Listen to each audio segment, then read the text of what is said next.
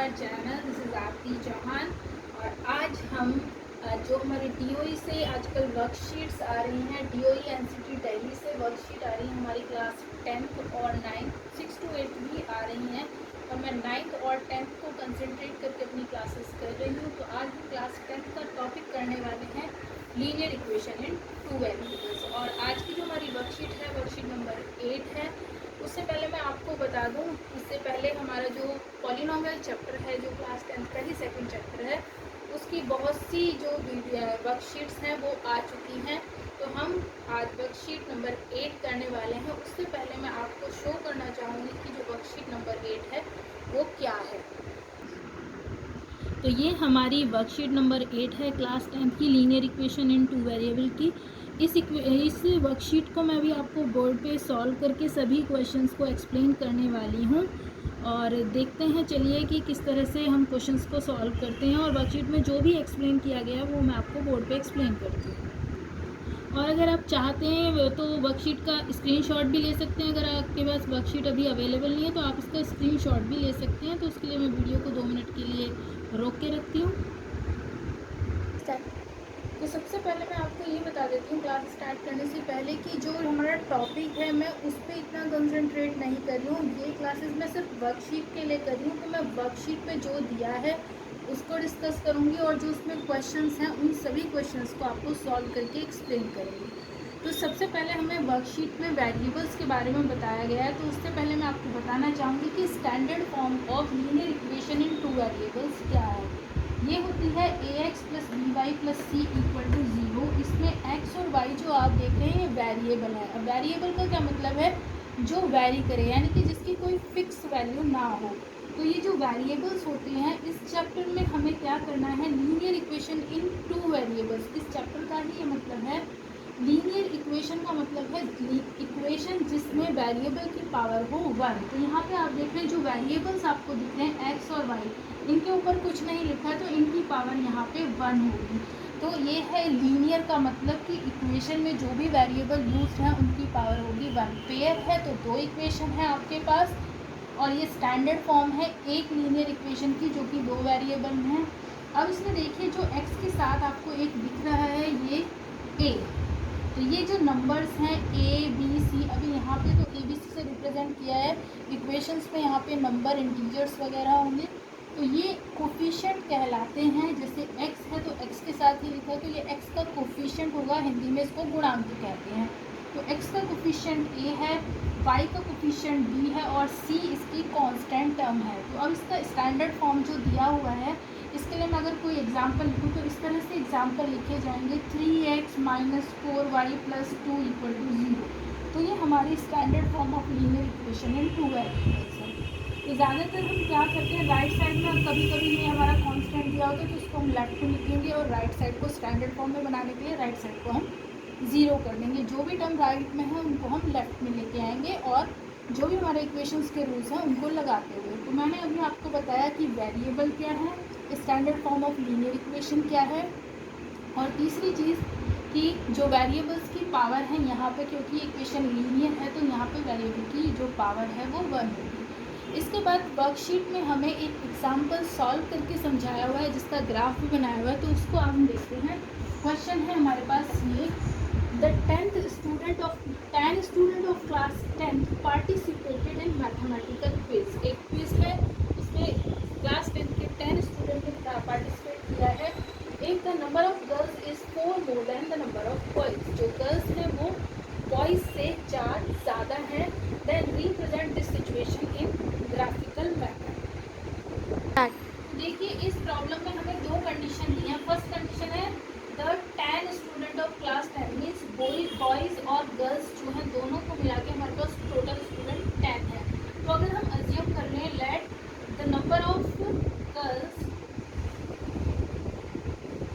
B x and that of, मैं पूरा नहीं लिख रही हूँ, y, जो बॉयज हैं वो हो जाएंगे आपके पास y। तो इसका मतलब अकॉर्डिंग टू क्वेश्चन जो हमें सिचुएशन दी है कि x और y का सम, टोटल स्टूडेंट हमारे पास कितने हैं 10। तो ये हमारा फर्स्ट इक्वेशन हो जाएगा।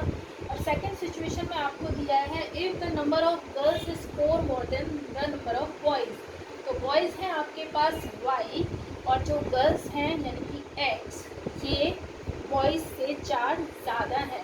तो गर्ल्स 4 ज़्यादा हैं तो यानी कि बॉयज़ भी अगर 4 ज़्यादा हो जाएँ तो ये दोनों इक्वल हो जाएंगे। तो हम y में 4 ऐड कर देंगे, पर ये स्टैंडर्ड फॉर्म नहीं है आपकी इक्वेशन की, तो हम इसकी स्टैंडर्ड फॉर्म लिखेंगे। उसमें हमें क्या करना है, राइट साइड को 0 कर देना है, या कोई भी एक साइड 0 कर दो, जो भी टर्म है उनको दूसरे साइड पे लेके जाओ। तो ये हो गया हमारा y + 4 एज इट इज़ रहेगा, और जो राइट साइड में आपका x है उसको जब हम लेफ्ट में लेके आएंगे तो हो जाएगा, यहाँ पे इसका प्लस साइन है -x = 0।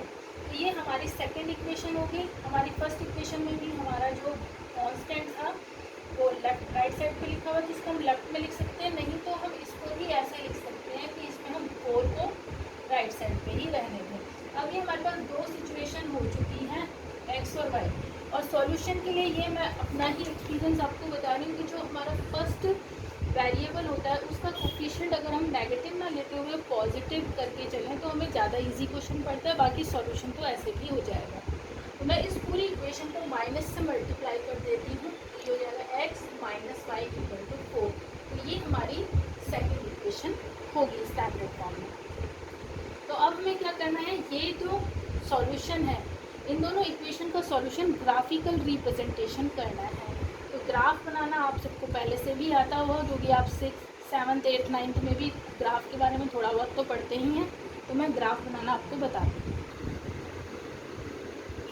तो देखिए जो हमारी फर्स्ट इक्वेशन है वो है x + y = 10। तो हमें क्या करना है, हम इसके एटलीस्ट 2 सॉल्यूशन निकालें, आप 3 भी निकाल सकते हो, पर 2 सॉल्यूशन काफ़ी हैं लीनियर इक्वेशन को ड्रॉ करने के लिए। 3 सॉल्यूशन के लिए मैं इसलिए सजेस्ट करती हूँ क्योंकि अगर जो हमारी लीनियर इक्वेशन इन 2 वेरिएबल है उसका जब हम ग्राफ ड्रॉ करते हैं तो वो एक स्ट्रेट लाइन आता है। तो अगर थर्ड पॉइंट भी लाइन में ही आ रहा है तो उससे टैली हो जाती है हमारी कैलकुलेशन कि हम सही काम कर रहे हैं।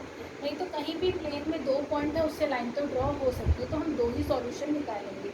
अब देखिए x + y = 10 है, तो हमें ऐसे पॉइंट्स ढूंढने हैं जिसमें ये इक्वेशन सेटिस्फाई हो जाए। जैसे मैं क्या कर रही हूँ, मैंने x को यहाँ पे 10 एज्यूम कर लिया।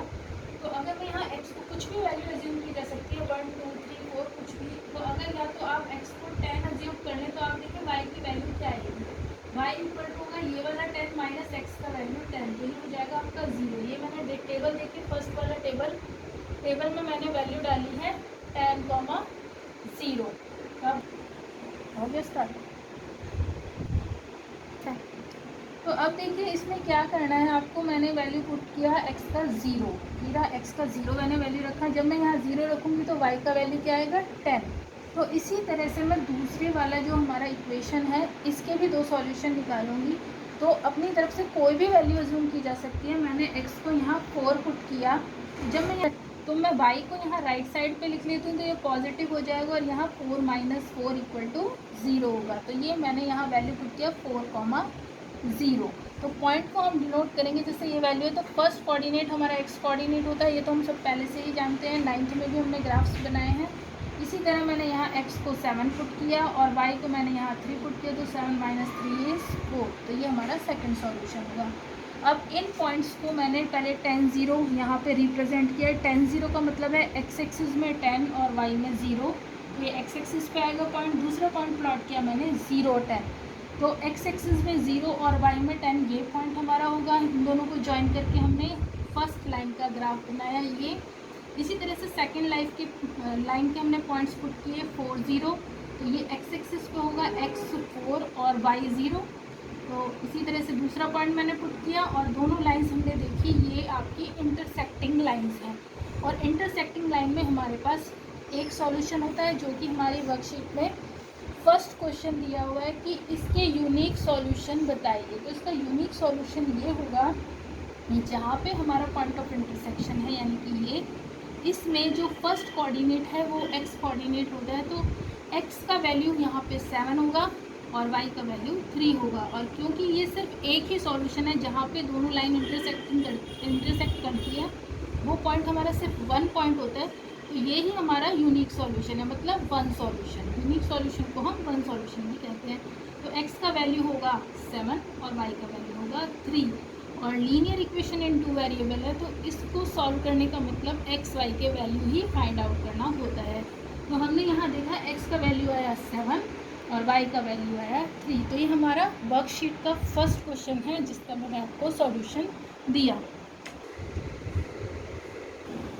तो वर्कशीट में हमें जो सेकंड क्वेश्चन है वो ये दिया है, the graph of the equation y minus x equal to 2 represent graphically a dash. तो इस डैश में क्या आना है हमें ये बताना है। तो हमें पता है ये लीनियर इक्वेशन इन 2 वेरिएबल है, तो इसका ग्राफ क्या शो करेगा, और ये एक सिंगल ही लाइन है, पेयर नहीं है, तो इसमें सॉल्यूशन तो कुछ नहीं शो करेगा। तो ये जो हमारी लीनियर इक्वेशन इन 2 वेरिएबल होती है, हम देखते हैं जब हम इसका ग्राफ ड्रॉ करते हैं तो हमारे पास ऐसे लाइन आती है, तो ये हमारी किसको शो करेगी, स्ट्रेट लाइन को। ये इसका आंसर होगा सेकंड क्वेश्चन का। अब वर्कशीट में हमारे पास एक क्वेश्चन और दिया हुआ है, क्वेश्चन नंबर 3। तो ये हमारा वर्कशीट में लास्ट और थर्ड क्वेश्चन है जो पूछा गया है, the cost of 2 kg of apples and 1 kg of grapes, दोनों की मिला के कॉस्ट 240 रुपीज़ है, and after a month the cost of 4 kg of apples and 2 kg of grapes is ₹500। तो इसको हमें ग्राफिकली शो करना, मतलब पहले हम इसको सॉल्यूशन करें, टेबल्स बनाएं और फिर उनका ग्राफ ड्रॉ करें, जैसे कि हमने लास्ट क्वेश्चन में किया था, जो सॉल्यूशन मैंने आपको करके दिखाया था। तो राइट, तो गाइस कंसंट्रेट ऑन बोर्ड, और देखिए मैंने क्या किया, इसमें दो हमारे पास वेरिएबल दी हैं, एक एप्पल्स की कॉस्ट है और एक ग्रेप्स की कॉस्ट है। तो मैंने दोनों को 2 वेरिएबल से रिप्रेजेंट किया है, क्योंकि इस चैप्टर में हमें 2 वेरिएबल के इक्वेशन बनाने हैं। तो let the cost of 1 kg apples मैंने लिया x और 1 kg ऑफ ग्रेप्स लिया ₹y।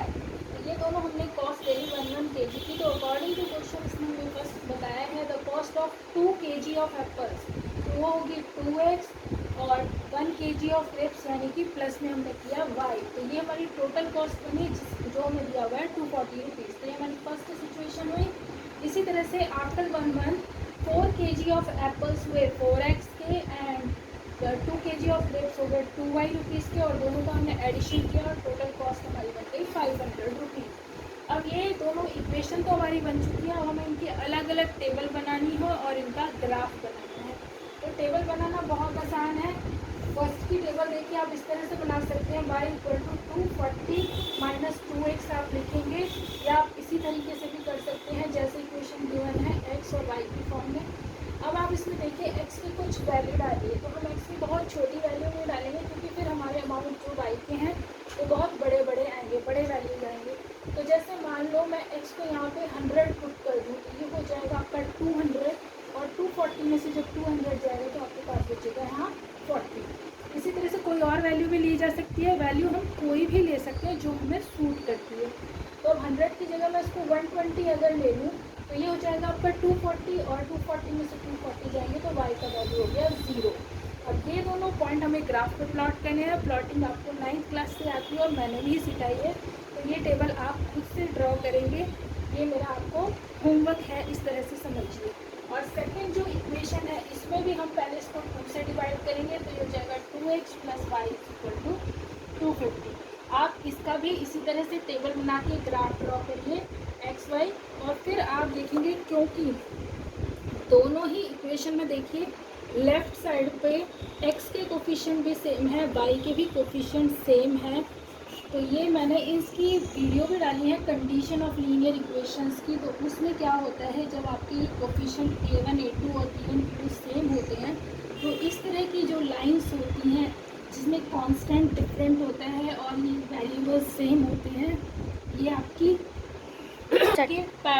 ये इस तरह की जो लाइंस हैं जिनमें कोफिशिएंट इसका a1 और a2 अगर मैं लूँ और y1 y2 लूँ ये सेम है, और थर्ड जो कांस्टेंट है वो डिफरेंट है, तो ये condition a1 by a2 b1 by b2 is not equal to c1 by c2 जो होती है ये पैरेलल लाइंस की होती है। यानी कि इसका जो ग्राफ बनेगा दोनों लाइन इस तरह से निकल जाएंगी, और क्योंकि लाइन कहीं भी नहीं मिली है, इनका कोई कॉमन पॉइंट नहीं है, तो इसका सॉल्यूशन होगा नो सॉल्यूशन, मतलब कोई भी कॉमन पॉइंट नहीं है।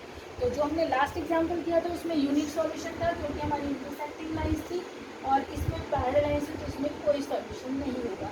तो ये हमारी आज की वर्कशीट नंबर 8 थी। आई होप गाइज आपको समझ आया होगा। अगर आपको मेरी वीडियो अच्छी लगी है तो इसको लाइक शेयर सब्सक्राइब करना ना भूलें।